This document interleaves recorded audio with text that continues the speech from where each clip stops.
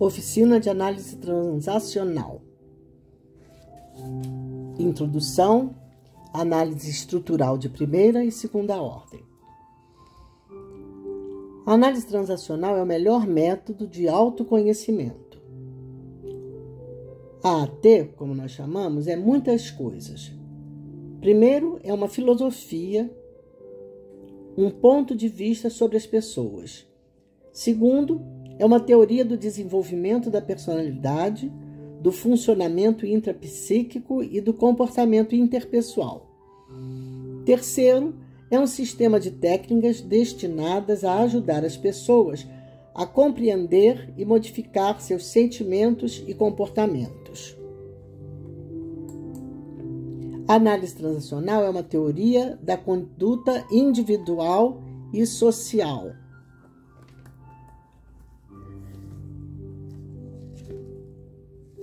Análise, porque separa o comportamento em unidades simples.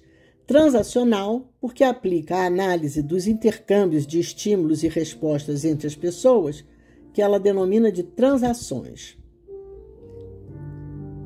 Ela foi criada por Eric Berne, psiquiatra canadense, que se radicou nos Estados Unidos. A análise transacional sustenta que o indivíduo pode aprender a conhecer-se, a pensar e decidir por si mesmo e a expressar suas emoções. Ela foi criada por Eric Berne, que nasceu em Montreal, no Canadá, formou-se em medicina e em 1936 transferiu-se para os Estados Unidos, onde foi formação psicanalítica.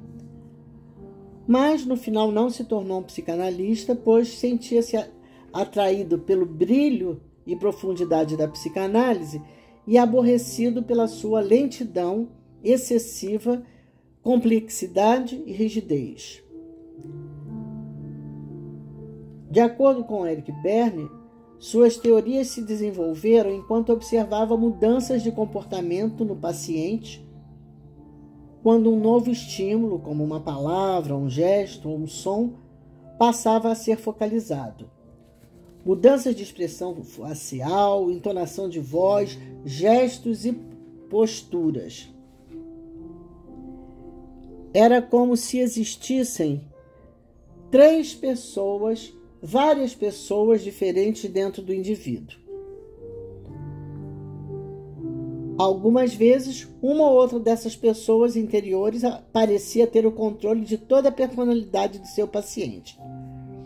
Ele observou, então, diferentes estados do ego, ou diferentes estados do eu, que ele denominou de estados do ego. Os estados do ego são as unidades de construção da análise transacional. As diversas maneiras como nos comportamos, pensamos, sentimos, podem ser colocadas em 3 grandes categorias, chamadas estados do ego: pai, adulto, criança. Estado do ego pai. Quando uma pessoa age, fala ou pensa como fizeram seu pai ou mãe ou outras pessoas importantes de sua infância, está funcionando em seu estado do ego pai. O pai contém e transmite os elementos culturais, os padrões sociais, morais e religiosos, as regras de convivência, o que se deve fazer, o conceito aprendido de vida. Estado do ego adulto. O estado do ego adulto é um estado mental direcionado para a realidade. É um processador de dados que funciona como um computador. Organiza informações, avalia probabilidades e faz afirmações lógicas. Então, ele tem o raciocínio lógico e o pensamento racional. Ele faz o que convém fazer. PDI. Guardem essas letrinhas até o final. PDI quer dizer que o estado do ego adulto, ele reflete sobre a realidade, e PDI, pede e dá informação. Pede e dá informação. Nós vamos falar muito sobre isso mais adiante.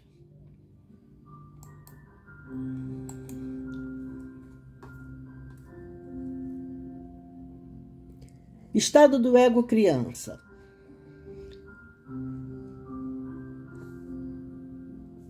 O estado do ego criança consiste nos sentimentos, emoções, intuição, é onde está a criatividade e espontaneidade, o biológico, o pensamento mágico. Então, isso é só um esquema estrutural de primeira ordem, que tem o P de pai, onde ficam os princípios e os juízos. A de adulto, que é o que colhe e dá informações. E o C, que é onde fica criança, onde ficam as emoções. Mas não é tão simples assim. Vamos ter que subdividir um pouco para melhor entender. Nós temos aqui PC e PP. PC é pai crítico. Quando um adulto está dando uma ordem ou está fazendo uma crítica a alguém, ele está usando o seu pai crítico. Ou mesmo uma criança de 10 anos, 6 anos, quando está dando uma ordem, ela também está usando o seu pai crítico. Ela está imitando outras pessoas que estão à volta dela e que fazem isso, dão muitas ordens, dão muitas críticas. Mas o pai não é só crítica, não é só juízo. O pai também tem uma função protetora. Então, nós temos aqui o pai protetor. Quando eu dou uma palavra de alento a uma pessoa, uma palavra de consolo, eu estou sendo protetor e estou sendo protetora com essa pessoa, eu estou usando o meu pai protetor. Então, o pai protetor é mais dedicado, tranquilizador, permissivo, amoroso.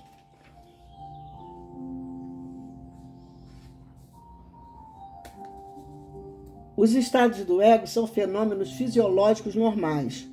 O cérebro humano é um órgão ou organizador da vida psíquica. Cada estado do ego tem o seu próprio e importante valor para o organismo humano. Vamos falar agora um pouco sobre o adulto. O adulto é necessário para a sobrevivência. Ele processa dados e computa as probabilidades essenciais para enfrentar o mundo exterior. Atravessar uma rua movimentada, por exemplo, requer uma série complexa de dados e a ação é suspensa até que a computação feita pelo adulto indique que um alto grau de segurança tem para chegar do outro lado. Outra tarefa do adulto é regular a atividade do pai e da criança e servir de mediador entre eles. Criança. Subdividimos a criança em duas também.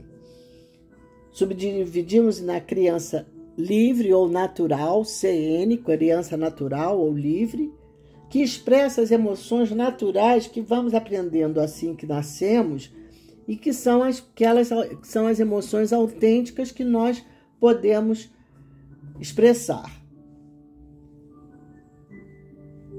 Na criança natural temos a intuição e expressamos essas emoções autênticas que vamos aprender mais adiante.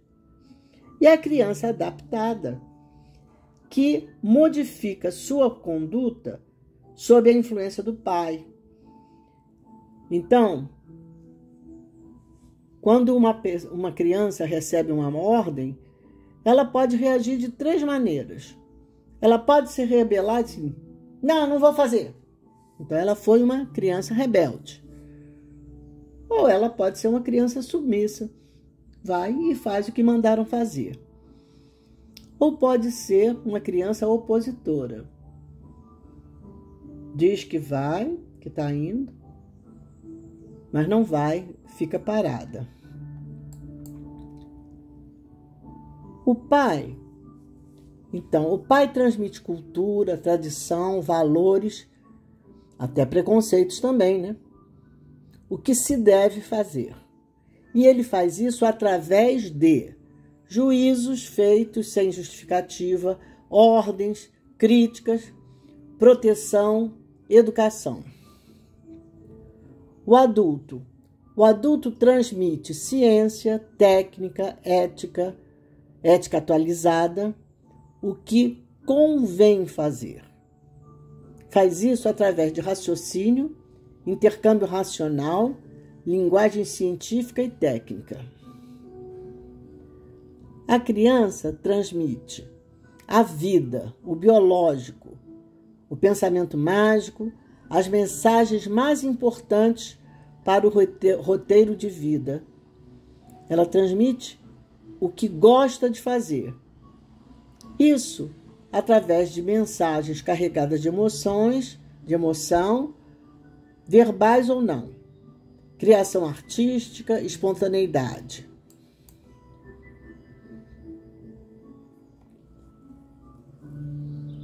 Com isso, nós chegamos às transações. Todas as vezes que duas ou mais pessoas estão juntas, cedo ou tarde, se comunicarão por meio de palavras, gestos ou olhares. Há no homem uma necessidade biológica de comunicação. O fenômeno é explicado como uma transação, isto é, uma das pessoas envia um estímulo, uma mensagem, e a outra lhe dará uma resposta. Então, estímulo mais resposta igual a transação. Então, as transações podem ser de várias formas. A transação constitui, então, a unidade básica de comunicação. E as transações se realizam através dos estados do ego de uma pessoa e da outra. Então, as transações podem ser complementares, como essas que estão ilustradas aí. Uma pessoa pode perguntar, que horas são? A outra. São 5 horas. Então, foi de adulto, ela pediu uma informação, recebeu a sua informação numa boa. Pode ser também, quando termina essa aula? Em poucos minutos, daqui a poucos minutos. Também houve um pedido de informação e houve também uma resposta. Foi uma transação. Agora pode ser também de pai para criança ou de criança para pai. Você gosta de mim, mamãe? A mãe, sim, filho, te amo. Também é uma transação complementar. Mas as transações podem também serem cruzadas. Alguém pergunta, falta muito para chegar? Não sei, não quero saber e tenho raiva de quem sabe. Então, não houve a resposta que esperava. Houve um cruzamento aí. Então, a transação para, não continua a comunicação. Pode ser também, uma outra pessoa pode responder também para a mesma pergunta. Falta muito para chegar? Vê se não irrita e fique quieto. Ou seja, na primeira foi falado de criança para pai. Criança, como uma criança rebelde, que não sei, não quero saber e tenho raiva de quem sabe. Então era criança e que vai atingir o pai crítico da outra. E nessa outra foi um pai crítico falando. Vê se não irrita, fica quieto. E existem também transações indiretas, angulares ou duplas. O que são as transações indiretas?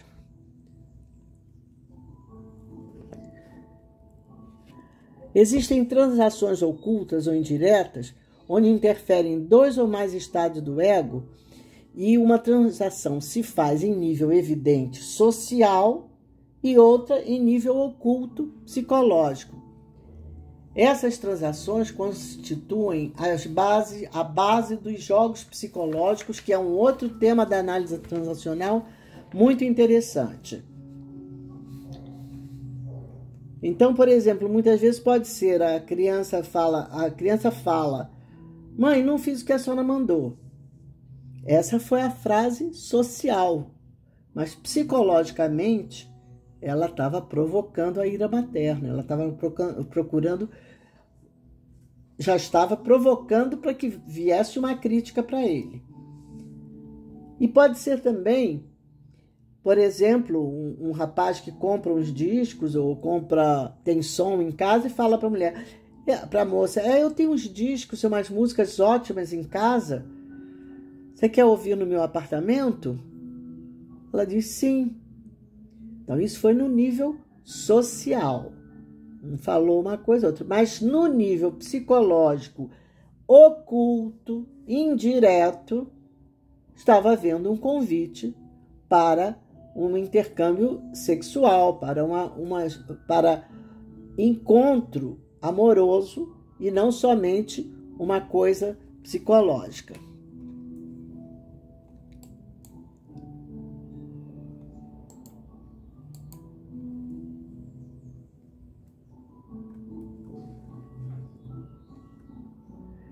Então, nós temos de acordo com a análise transacional, existem leis de comunicação.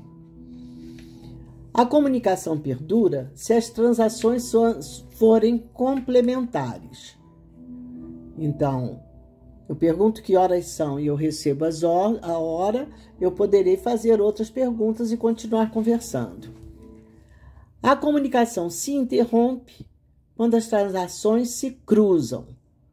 Quer dizer, vem uma resposta que não era a esperada. E as transações ocultas, estas últimas que eu falei, são a base dos jogos psicológicos, que veremos em outra aula. Muito obrigada.